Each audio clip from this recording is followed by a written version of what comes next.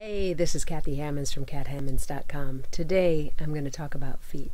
When a client comes to me for the first time with pain, whether it's in the elbow or shoulder, knee, hip, wherever, one of the first places I look is the feet. And dysfunction in the body oftentimes begins with the feet. Today I'm going to go over a couple of exercises that you can do to create more space in the feet and really impact the rest of the body. They're simple, they're easy to do, and I highly recommend that you practice them on a regular basis. When it comes to feet, one of the really good places to start is with your footwear. If you're into athletics or working out, your tennis shoes have a tendency to be kind of thick-soled or spongy, and they don't really offer us an ability to really utilize our entire foot. So there is a line of shoes called minimalist shoes that I highly recommend for everybody that's interested in improving their gait and the rest of their body for that matter. And there's a couple of versions. This is one of my faves. I wear this all the time. It's really, really, really light and really, really flexible. It's almost like you're barefoot. And then some of us have seen these. They're real fun. Toes are separated. And again, it's as close to barefoot as it can be. So one of the things you want to consider when you're walking, whether you have a regular shoe on or one of these shoes, is utilizing the foot in a way that the entire foot is being used.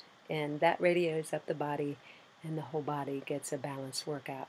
So just the basic act of walking is huge for improving foot alignment and leg alignment, knee alignment, hip alignment, and all the way up. So think about your walking gait, and when you do walk, you want to walk with the baby toe knuckle landing first, big toe knuckle landing second, and rolling through the ball joints of the toes. So it looks similar to this, down, down, and walk. So think about that the next time you decide to practice your walk. It's really, really fascinating to watch all the dysfunction start to disappear. The other piece is actually doing some myofascial release of the feet. There's a lot of stress and tension that is held in the feet, and it's huge. Whenever you do some myofascial release, you can really begin to understand how that affects the entire rest of the body. If you do your right foot and then compare right versus left side of the body, it's really, really obvious. So I like to use a little tennis ball. It's a great, great tool, and I'll show you here in just a moment. So myofascial release requires us to use a little temperance.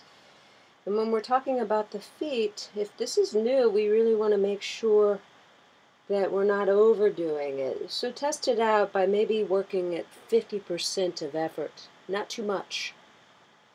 And what we want to do is just really scribble around on the arch of the foot and just play with it, looking for different knots and spots and places of sensation.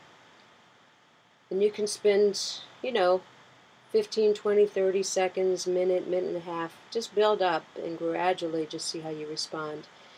And then place your heel on the floor and start to palpate each toe knuckle or each joint of the toes all the way to the baby toe, and then glide side to side. Play with that for a little while. And then find the place between the back arch and the front of the heel and start to palpate around there. That's a junction point where if it's locked up or stiff, it really does prevent us from having a spring in our step. So this makes us a little more springy. There might be a lot going on there. And then a little pressure and just glide it side to side. And then finally, on the heel, just palpating and seeing what that feels like.